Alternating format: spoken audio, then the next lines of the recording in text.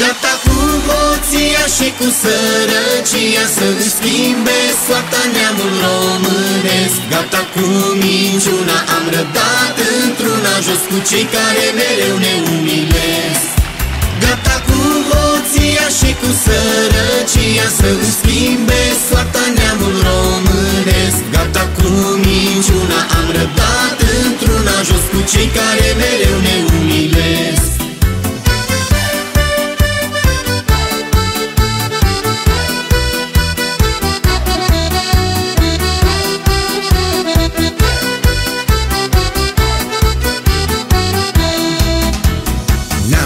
Născut în România și purtăm mândria peste tot de a fi români. Avem cinste și onoare, dar acum vrem o schimbare în țara unde ne-am născut și-am fost mereu stăpâni. Noi avem acum speranța că ne schimbă viața Partidul Poporului. Spunem gata pentru țară și vrem mafia afară. Legea cojocarului, legea viitorului. Gata cu hoția și cu sărăcia, să-și schimbe soarta neamul românesc. Gata cu minciuna, am răbdat într-una, jos cu cei care mereu ne umilesc. Gata cu hoția și cu sărăcia, să-și schimbe soarta neamul românesc. Gata cu minciuna, am răbdat într-una, jos cu cei care mereu ne umilesc.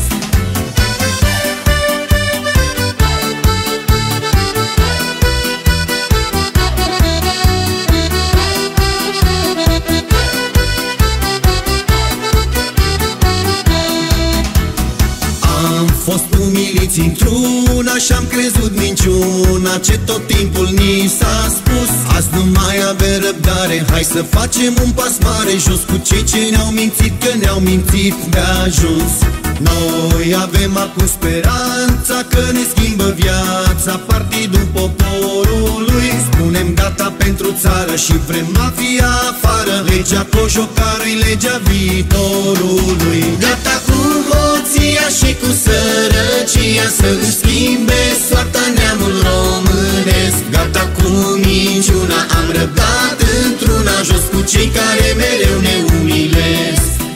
Gata cu hoția și cu sărăcia, să-și schimbe soarta neamul românesc. Gata cu minciuna, am răbdat într-una, jos cu cei care mereu ne umilesc.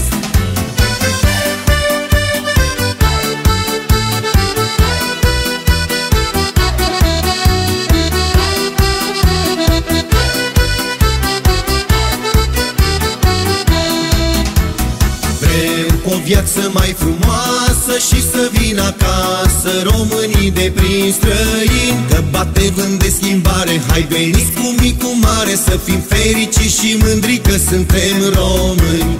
Noi avem acum speranța că ne schimbă viața Partidul Poporului. Spunem gata pentru țară și vrem mafia afară. Legea cojocarului, legea viitorului. Gata cu hoția și cu sărăcia, să-și schimbe soarta neamul românesc. Gata cu minciuna, am răbdat într-una, jos cu cei care mereu ne umilesc.